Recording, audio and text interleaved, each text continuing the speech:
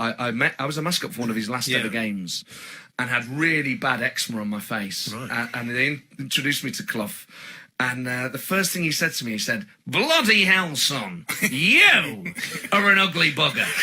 He goes, "What have you been doing all afternoon? Headbutting pizzas?" I said, "No, it's eczema, Mr. Clough. I'm only 10 years old." He took me into the physio's office. Nigel Clough and Roy Keane are in there getting a rub down. And he goes, "We got anything for this young man's face?" It's me this stuff called Betnovate, which is steroid-based. I put it on, and it cleared it up like that.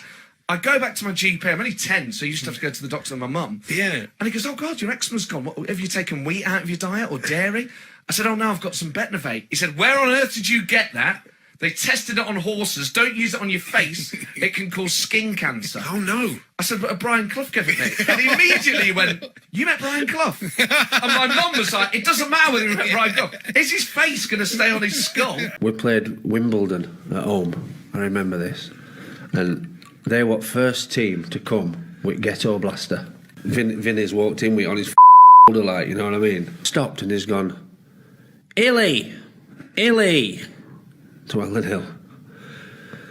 "Would you go and knock on their room door and ask them to turn that music down?" So Alan Hill goes down and he knocks on the door. And Vinnie Jones opened the door, he's captain of Wimbledon, and he stood there in a pair of slips, like growling at Alan Hill. Like. And Alan Hill's gone, "Listen, Vinny, would you mind turning the music down? Our gaffer don't like it." So Vinny's gone, yeah, no problem. So turns it down. What happens? They turn it even don't they?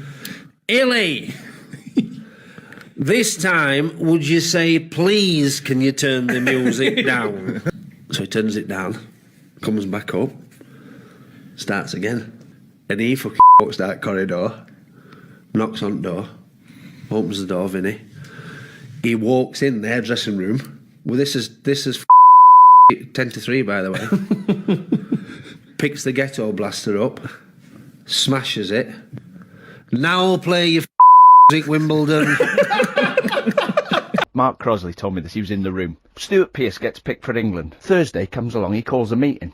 Gets all the players in the dressing room. He comes in with a plastic bag. There was obviously something heavy in the bag. He walks back to the back of the dressing room and he says, "Young man," to Stuart Pearce, "how do you think you played for England in midweek?" He said, "I done all right." He said, "I didn't think so. I thought you were shocking." "What do you think, lads?" And nobody said anything. "Well, our captain, lads, is a fraud." Pearce said, "What do you mean?" He goes, "Well, on last week's programme, page 9, bottom left corner, there's an advert in there. Stuart Pearce Electrics. Explain what's that?" I said, "Well, when I was playing non-league, we had electrical family business, and I'm just trying to keep the business going. Lads, our captain's a fraud." He said, "What do you mean?" He said, "Well, if my Barbara rings that number, are you going to answer it if her light bulb's gone in her house?" He said, "No, it'd be my brother." "Well, you're a fraud then, son, because it says you'll come. If you're any good at that." He opens the bag, takes the bag over to him, takes an iron out of the bag. "My Barbara's iron is broken. Fix it by Saturday or you're not playing." Walked out, fixed it, and put it on his desk Saturday morning to make sure he played.